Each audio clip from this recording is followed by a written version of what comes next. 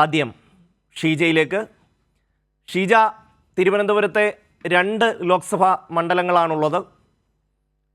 അവിടുത്തെ ഒരു അവസ്ഥ എങ്ങനെയാണ്? നമുക്ക് അപ്രതീക്ഷിതമായ പല വാർത്തകളും കാണേണ്ടി വന്നതും, അതായത് തിരുവനന്തപുരം ലോക്സഭാ മണ്ഡലത്തിൽ BJP ജയിക്കും എന്ന മട്ടിലുള്ള ചില പ്രചരണങ്ങൾ ദേശീയ തലത്തിൽ കാണേണ്ടി വന്നു. അതുപോലെ തന്നെ വലിയ മുൻതൂക്കമുണ്ട് എന്ന മട്ടിൽ സംസ്ഥാന തലത്തിലും ചില സർവേകളൊക്കെ വന്നിട്ടുണ്ട്. എന്താണ് ഒരു സാഹചര്യം?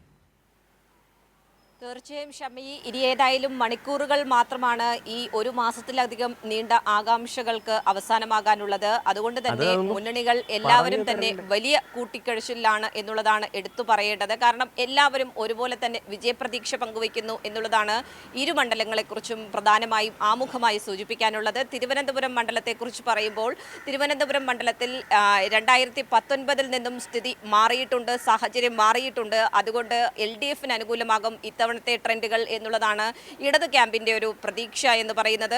തിരുവനന്തപുരം മണ്ഡലത്തിലെ വോട്ടിന്റെ കാര്യം പരിശോധിക്കുമ്പോൾ പ്രത്യേകിച്ചും UDF ക്യാമ്പ് പറയുന്നത് തങ്ങൾക്ക് കൃത്യമായ രീതിയിൽ 2019 അതേ രീതിയിൽ തന്നെ നിലനിർത്താൻ സാധിക്കും മണ്ഡലം എന്നുള്ളതാണ്. പക്ഷേ അപ്പോഴും നഗരപ്രദേശങ്ങളിൽ വലിയൊരു വിള്ളൽ ശശി തരൂരിന്റെ വോട്ടുകളിൽ ഉണ്ടായിട്ടുണ്ട് എന്നുള്ളത് തന്നെയാണ് UDFന്റെ വിലയിരുത്തലിൽ നിന്നും മനസ്സിലാക്കാൻ സാധിക്കുന്നത്.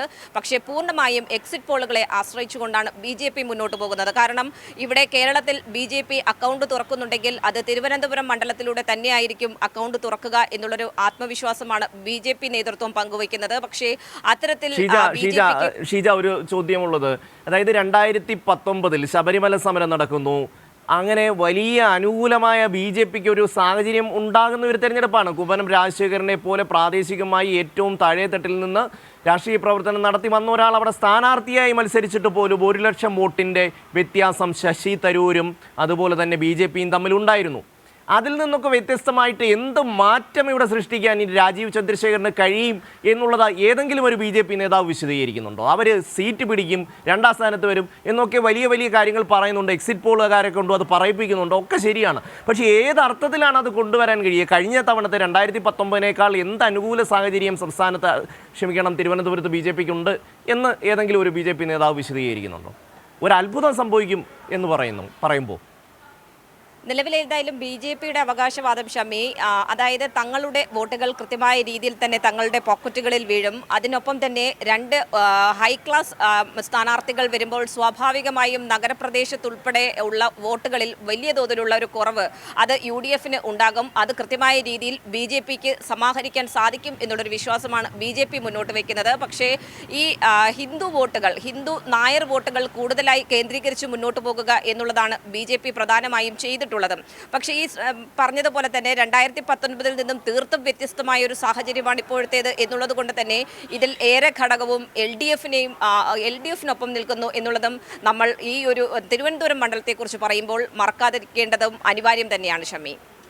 തീർച്ചയായിട്ടും ഷീജയാണ് തിരുവനന്തപുരം മണ്ഡലത്തിലെ കാര്യങ്ങൾ വിശദീകരിച്ചത്. ഒപ്പം തന്നെ ഈ ആറ്റിങ്ങലിലെ കാര്യം കൂടി ഒന്ന് സൂചിപ്പിച്ചു പോകാം.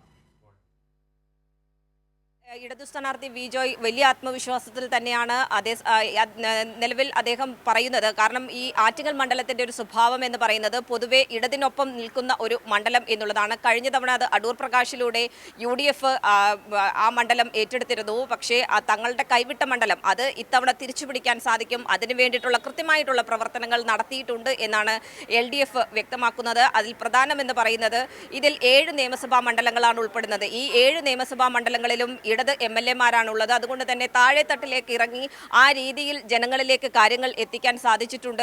ഈ തെരഞ്ഞെടുപ്പിന്റെ ഒരു പൊതു സ്വഭാവം അത് ഏത് രീതിയിലാണ് ഈ തെരഞ്ഞെടുപ്പ് വരും വർഷങ്ങളിൽ മാറ്റങ്ങൾ ഉണ്ടാക്കാൻ പോകുക എന്നുള്ളതൊക്കെ ജനങ്ങളെ ബോധിപ്പിക്കാൻ സാധിച്ചിട്ടുണ്ട് എന്നതുകൂടിയാണ് വിജോയ്ക്ക് അനുകൂല ഘടകമാകുന്നത്. പക്ഷേ അടൂർ പ്രകാശ് അവകാശപ്പെടുന്നത് പോലെ UDF പറയുന്നത് തങ്ങൾക്ക് 2019 ഈ മണ്ഡലം പിടിച്ചെടുക്കാൻ സാധിച്ചിട്ടുണ്ടെങ്കിൽ ആ രീതിയിൽ MP അവിടെ പ്രവർത്തിച്ചിട്ടുണ്ട്. NPയുടെ പ്രവർത്തനത്തിനുള്ള വിലയിരുത്തൽ അത് തങ്ങൾക്ക് 2ാം ഊഴത്തിനിടയാക്കും എന്നുള്ളതാണ്. അതേസമയം തീർച്ചയായും ഷീജ, ആറ്റിങ്ങൽ മണ്ഡലത്തിൽ ഇത്തവണ UDFന് പഴയ പ്രതാപമില്ല എന്നുള്ളത് വസ്തുതയാണ്. ഒപ്പം തന്നെ LDFന്റെ സ്ഥാനാർത്ഥി ബഹുദൂരം മുന്നിൽ പ്രവർത്തിച്ചു എന്നതും യാഥാർത്ഥ്യമാണ്. എന്തായാലും ഫലം നാളെ അറിയാൻ കഴിയും.